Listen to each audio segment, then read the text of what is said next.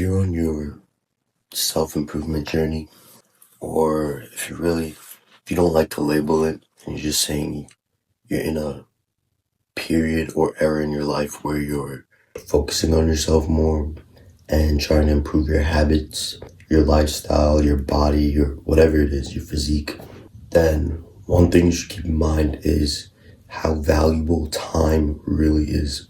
Because before this journey or whatever, I would assume you'd probably not really think about this too much, or you would just do things that don't align with your path and your goals right now, like fool around with friends and just go out and do like BS things. And when you really, I guess, lock in to bettering yourself and improving your lifestyle, you start to understand that time is worth more than millions, billions even.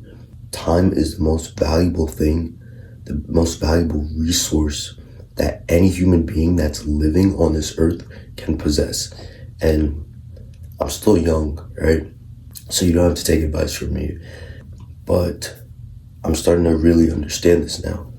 Because I started my self-improvement journey or whatever in freshman year of high school. So I was like 14 years old. And I learned a lot through different literature and lessons that were taught through history and stuff like that. Like learning through school, I was able to pick up on the actual lessons, right? Because people think school is just all BS. But no, if you take what's actually valuable from it, because there are things that's valuable, then you could apply it to something that's actually relevant in your life, right? Maybe you won't ever use a derivative or whatever in your entire life, but you could take the concepts, but that's not the point. The point is that I started my self-improvement journey back freshman year, and I was like really, I guess for the remainder of the year, I was kind of really locked, like completely locked in. And I watched Iman Ghazi, I watched all these influencers, all these, YouTube self-improvement and online money space gurus and stuff. And I got cut off, but right back to what I was saying. So I would watch all these YouTube influencers and stuff. And then I actually read, because I was already reading books in school, right? And I was never the type to read at all. Like I hated reading. But then I read this one book in school. I think it was either the Odyssey or like Fahrenheit 451. But whichever one it was, I really started to understand that books can actually help you. Like books actually have lessons. So at that point in my life, I got really locked in. I started reading a lot more. And then the first book I read was this book, okay? Atomic Habits. Literally the best thing that's ever happened to me. And this isn't like promoted or anything for to buy the book. Like nobody knows me. So I don't have anything to be sponsored to get you guys to buy a book or something. But this book is so life-changing. I can't even think of, my vocabulary is literally like skewed right now. So I started reading that book, and then just learning the stuff in this book kind of propelled me and launched me to start reading a whole bunch of other books, right? And I was really locked into my habits, cold showers, stuff like that. Working out every single day, going on runs. Like I was really locked. Now, I'm not saying that you need all of that, because you really don't. It's not about that, because that could burn you out. And it's really, I want to say it's unsustainable, because it's sustainable once you really build up to it. But you don't need to do all of that for self-improvement. But regardless, I did all that. And then 10th grade, right? I got to sophomore year, and I started up sports again and stuff like that. I got cut off again, but I started up sports again. And mind you, going back to freshman year, right? I had like 2-3 friends. I didn't have like anybody. And when I say like 2-3 friends, I'm talking about like friends that I would talk to every day, and like good friends that I could go to like right away. Like I had like school friends, this and that, but no like real stable friends. So 10th grade hit, and then I started getting back into sports again because I needed to build, I guess, extracurriculars or whatever. So I started doing more stuff, and then I made more. So back to kind of what I was saying, I got cut off again. But sophomore year hit, started joining up more things in sports, and basically, I made a lot more friends and a lot more close friends, right? Which I'm not saying that's a bad thing. That's a really good thing, right? But not all these friends were all on the same journey, were on the same path as me, and had the same high goals and stuff, and just a vision for the future as me. So over time, that really distracted me, right? It really threw me off because freshman year, I was so locked in. I'd had all these habits set and so firm, right? And then as I made more and more close friends, they all the habits and that foundation just kind of dismantled. It just gradually dismantled, and I was really distracted, and I did not value my time, and I would just give it up for free, completely for free, to all these people.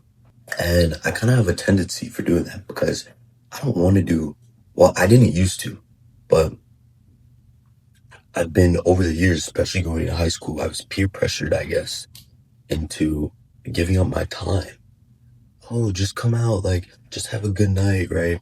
We're going to this party, we're going to the fair, whatever. Like, in reality, I really don't like to do any of those things. I like to sit in my room and learn and build something for myself. That's what I like to do. I like to spend my time alone or if I'm with other people. I like to just chill and have a nice, meaningful conversation or just chill, like just chill, right?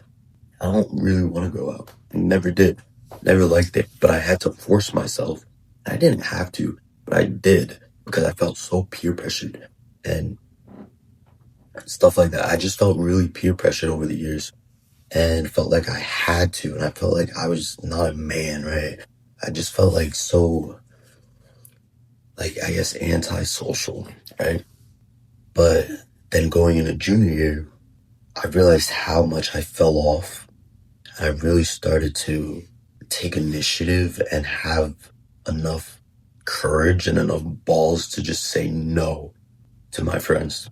And if you don't have that, it's a really good skill, right? It's an extremely good skill to develop. The ability to say no. It's really good.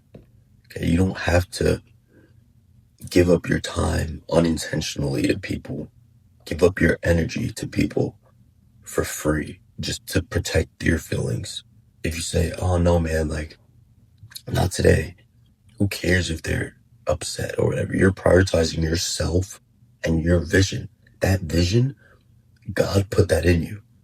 That purpose is something valuable. It's something significant. And to just disregard the purpose that God gave you is disrespectful to you, right?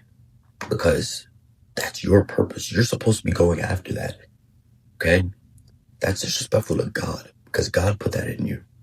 And you're just completely ignoring God and the goals that you have. You're completely ignoring your future and disregarding it.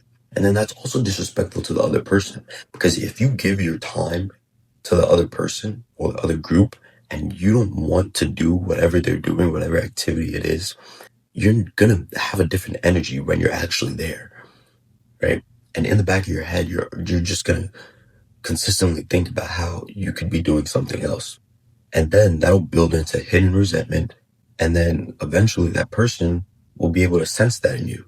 And it's just not good. It's not good for anybody to just sacrifice and give up your time. Now, it's a different thing if you genuinely want to, if you genuinely want to go, if you genuinely want to do whatever. And it's a good thing to have fun and, lay back and just chill, right? But if you're consistently throwing off your purpose and not using your time to the best of your ability, then you're really not living life to, I don't want to use a cliche, but you're really not maximizing your potential. You're not at all. Because you can do great things. And if you're on this video, if you're watching this video, you most likely want to do great things, right? You have higher goals than the majority of people. And the fact that that's in your mind, that's not by accident. That's on purpose. Like God placed those goals. God placed that dream life in your head. Okay. So many people, right? And yeah, you're pretty rare for having those thoughts in the first place, but you're not that rare. Many people have those thoughts. You'd be even more rare if you actually acted on those thoughts and used your time to, with precision, use your time, right? Very wisely. I'm pretty sure that if you had a 3.5 million hypercar, and I say that because I just saw like TJR got the Koenigsegg, something, whatever it was. I don't know, but I mess with that guy. But he just got this like super hypercar. I'm pretty sure if you got that, you wouldn't just throw it away and let anybody drive it. You wouldn't like let it get scratched up or anything. Or like I love watches, so like you wouldn't let your Patek Philippe Aquanaut, right? You wouldn't let that get busted up, get a whole bunch of scratches on it just as soon as you get it, or let anybody and everyone wear it and try it out. No, you wouldn't. And guess what? Your time is not 10 times more valuable, not 100 times more valuable. It's literally like an infinite amount more valuable than any of those material things. And it's still crazy to me how people just throw it away. So yeah, if you're struggling in any way, if you feel like you got unlocked, or if you just haven't been, if you feel like you fell out of your prime or anything in your self-improvement journey, just try saying no to more people and really think about everything you do in like every hour of the day, right? I have a planner and I literally plan. I don't use it that much. I'm not even gonna lie to you guys. I don't use it that much. It's kind of, I'm not consistent with this, but it literally has like every 15 minutes of the day planned out. So you could literally, it's time blocking. You set a specific goal, you set a specific task to do in a set amount of time. And that really helps to structure your entire day. So yeah, if you want to get back to your prime, if you want to get locked in again, please just try and develop this skill and really keep this at the back of your head whenever you're asked to go out next time or whatever it is. So if you like content like this, please subscribe, please engage, because there will be something every single day. And I don't know, my only goal is to just share what I've learned to help other guys out and just people in general. So thank you.